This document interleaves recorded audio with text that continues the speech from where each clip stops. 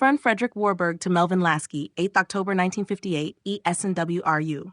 Second, the correspondence relating to the Rothschild donations to Encounter runs from June 1958 to October 1960, ENC SNWRU.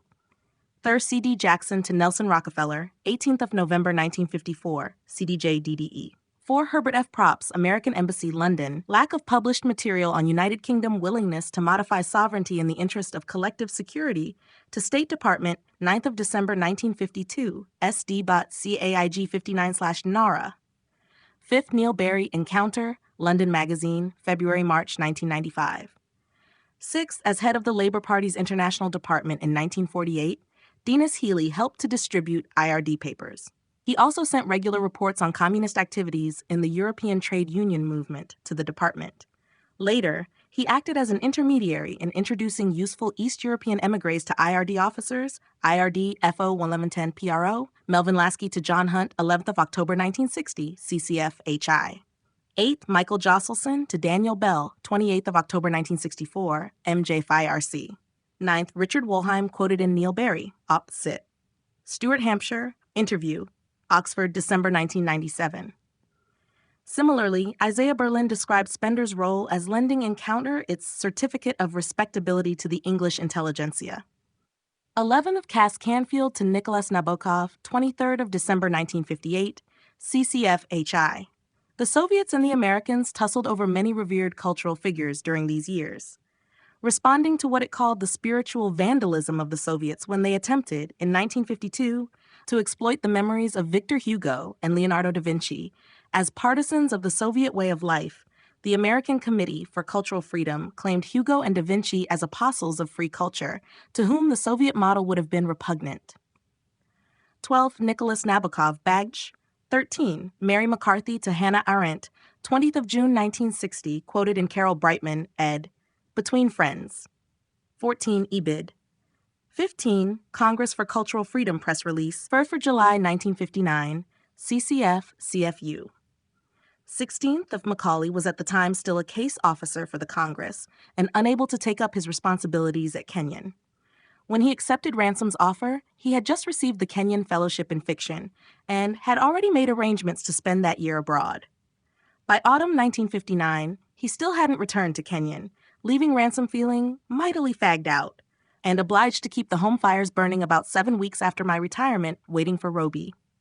John Crow Ransom, quoted in Marion Jansen, The Kenyon Review. 17, Roby Macaulay, quoted in Marion Jansen, I Bid. 18, John Hunt, Interview, Uzis, July 1997. 19, quoted in Peter Coleman, The Liberal Conspiracy. 20, Leslie Fiedler, Partisan Review, Phoenix or Dodo, Perspective, Spring 1956. 21, IBID. 22, IBID. 23, IBID.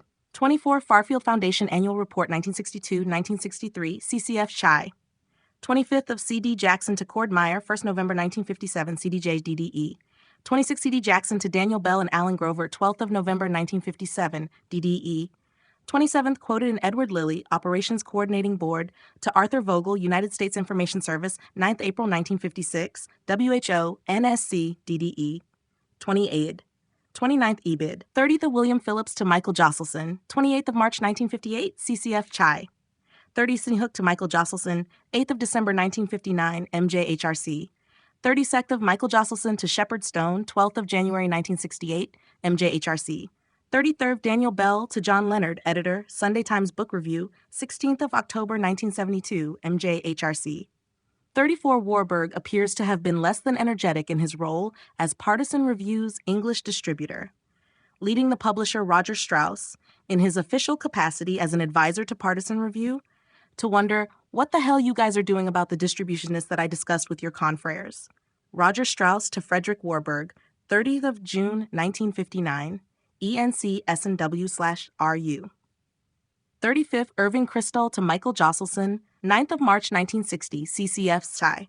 36th of William Phillips to Michael Josselson, 10th of May 1961, MJHRC. 37th William Phillips, The Liberal Conspiracy, Partisan Review, Winter 1990. 38 Melvin Lasky Interview, London, August 1997. 39 William Phillips, The Liberal Conspiracy, Partisan Review, Winter 1990. 40 The Time Inc., New Leader Contract, 14th of May 1964, CDJ, DDE. This contract followed the same template as the one drawn up in 1953. 41st of C.D. Jackson to Allen Dulles, 21st of February 1956, CDJ-DDE. 42nd of William Firth to Henry Luce and C.D. Jackson, Confidential Memo Re New Leader, 24th of July 1956, CDJ-DDE. Delegated to organize the drive was veteran Cold Warrior Frank Lindsay, formerly Deputy Chief of the CIA's Office of Policy Coordination, then a Ford Foundation executive, and now a management consultant at McKinsey & Company. 43rd Herbert Luthi to Michael Josselson, 19th of February 1962, MJHRC. 44, in some cases, the route was via the Paris Review, the journal founded by George Plimpton and CIA agent Peter Mathewson in 1953. Nelson Aldrich worked as an editorial assistant there before moving on to the Congress. Frances Fitzgerald, daughter of the CIA division chief in charge of operations against Castro, worked at the Paris Review in the summer of 1962.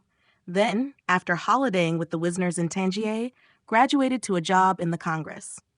George Plimpton later stressed that the Paris Review never received any monetary aid from the Congress or any other agency of that sort, and nor was there any evident political or sociological slant to anything Peter Mathewson, as an editor, picked for the magazine.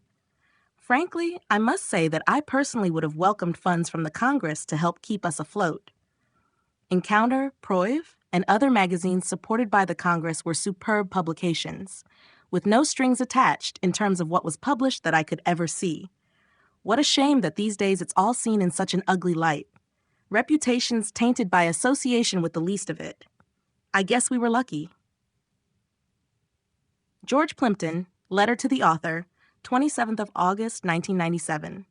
45th, Kenneth Tynan, Congress for Cultural Freedom, That Was the Week That Was, 1962.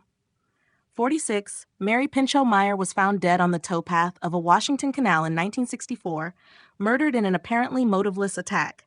She had been romantically linked to John F. Kennedy and recorded her affair in a diary which CIA dirty trickster James Jesus Angleton stole from her house after having picked the lock the day after her death. 47, Tom Braden, interview, Virginia, July 1996. 48, Arthur Schlesinger, interview, New York, August 1996.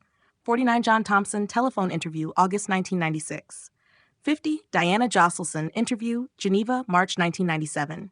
51, Lee Williams, interview, Washington, July 1990. 52nd, Diana Josselson, letter to the author, 4th April 1997. 53rd, John Hunt, interview, Uzis, July 1997.